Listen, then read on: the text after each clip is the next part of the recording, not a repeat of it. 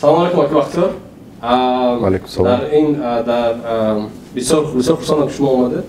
Ман медонам ки шумо бисёри одамои мардуми тоҷик ҳамватанонамон ёрдам додӣ барои виза гирифтан ва омадан ба Амрико. Каме дар бораи худтон гап бизанед.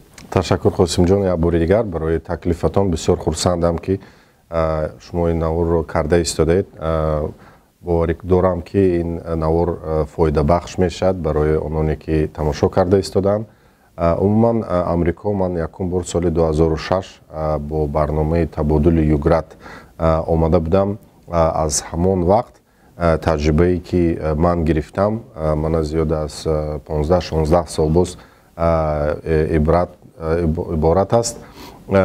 ба Амрико ман як бор не зиёда аз 10-15 бор бо ҳар гуна раводидҳо, яъне визаҳо омадагӣ ва чанд консултатсия ё машваратҳо оиди гирифтани раводид ё оиди таҳсил ё оиди кор ҳам ба чанд нафароне ки дар Тоҷикистон ва дигар давлатҳои Осиёи Миёна буданд, ҳамон маслиҳатҳоро дода будам.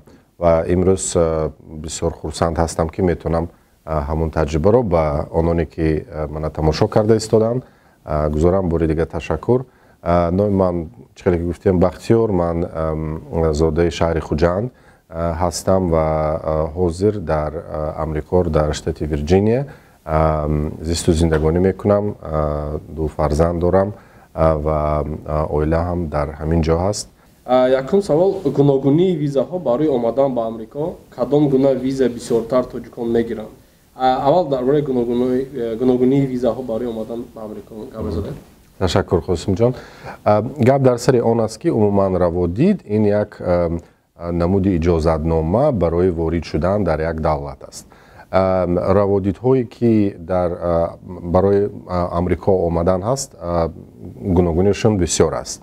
раводидҳое ҳастанд категория ки студентӣ, барои мисол донишҷӯ шудан дар мактаб, консерватория ё ки коллеҷ ё университет, дар категорияи F1, F1 ё F2 дар бар мегиранд. дигар гуногунӣ ҳамин аст ки визаҳои М ҳастанд. ваям барои донишҷӯён, леки ваё барои муддати кӯтоҳтар ва барои масалан таҷрибаомӯзӣ ё ки non degree програм мегӯям. мисол ягон хел технически агар вай мегузаштагӣ бошед, таҷриба мегузаштагӣ бошед ё хонданӣ бошед, vocational schools мегӯяд, барои ҳамон гирифта мешавад. раводидҳои J1 ҳаст ва ё визаҳои барои таҷрибаомӯзӣ ё барои коромӯзӣ мешаванд. бисёри барномаҳое ки аз тарафи Иёлоти Муттаҳидаи Амрико, аз департаменти давлатӣ ва дигар ташкилотҳои байналхалқӣ аст, асосан ҳамин барномаҳо кати мебиёянд. мана чӣ хеле ки бисёри кас медонанд, барномаи Flex, барномаи Эдмунд Маски ё барномаи Fulbright ё Humphrey, ино бо визаи J1 ба Амрико ворид шуда метавонанд. ғайр аз ин визаҳои B1, B2 аст ки барои омадан барои як конференсия ё ки барои туристӣ ё барои як касро хабар гирифтан барои муддати кӯтоҳ гирифта метавонанд. ғайр аз ин визаҳои корӣ аст. визаҳои корӣ бо категории H1 мегӯянд, H1B ва ё барои кор кардан дар ташкилотҳо ё фирмаҳо ё ширкатҳои Амрико гирифта мешаванд. ғайр аз ин визаҳои дипломатӣ ҳаст, визаҳои мисол иммигратсионӣ аст. умуман раводидҳо ба ду категорияи асосӣ тақсим мешаванд. ин immigrant and non-immigrant visas, яъне бо мақсади иммигратсионӣ, яъне агар ба пуррагӣ ба давлат омада дар ин ҷо зисту зиндагонӣ таҳсил кардан, ё ки визаҳое ки non-immigrant visa, яъне мақсади онҳо охири мақсади онҳо иммигратсия нест, яъне кӯтоҳмуддат омада ё таҳсил ё кор ё таҷриба гирифтан мебошад. гуногунии визаҳо асосан ҳамин. бо ғайр аз ин дигар ҳам ҳастанд ва ё якум бисёр чуқур. саволи навбатӣ ман, аз ҳама гуфти гапҳо ки популярни дар тоҷикистон кадом визаҳо ҳастанд? акнун умуман тоҷикистонро агар дар бар гирем зиёда мана аз 8 миллион қариб 9 миллион ба фикрам аҳолиямон ҳастанд аз чанд факторҳо иборат аст. Якум агар ки массаи асосие нигоҳ кунем бо мисол студентҳое агар нигоҳ кунем албатта ва ё ҳамин F1 виза кати яке аз популярне ё мисол одамое ки бисёр медонанд барои омада студент шудан яъне донишҷӯ шудан ҳамин барномаҳо ба яъне ҳамин раводид ба ҳуҷҷатгузорӣ мекунанд аризагузорӣ мекунанд. дуюм категорие ки ба таҷрибаи ман бисёр яъне ба мо бисёр муроҷиат мекарданд ё ман муроҷиат мекарданд ин B1 B2 яъне барои омадан ба ҳамчун турист визитор мегӯянд мисол барои конференсия ё як хешу табор доранд ё ягон дигар мақсади ягон ҷой дидан мисол меоянд ин ҳамун категорияи B1 B2 мебошад.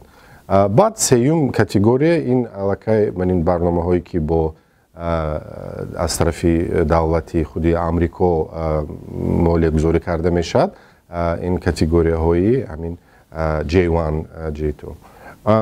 ба фикрам чорумаш ин ҳамин визаҳои корӣ ё дигар визаҳое ки мисол дипломатӣ ҳаст яке шумораи ва ё бисёр кам аст.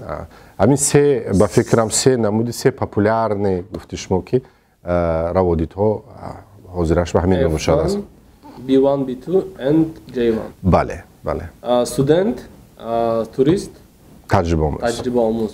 бисёр хуб ҳазор аҳмад ака таҷрибаи шумо оиди се визае ки мисол популярни гуфтем F1 B1 ва J1 таҷрибаи шумо дар се соли охир бисёртар одамон бо чӣ виза омада истоданд тоҷикони худамон?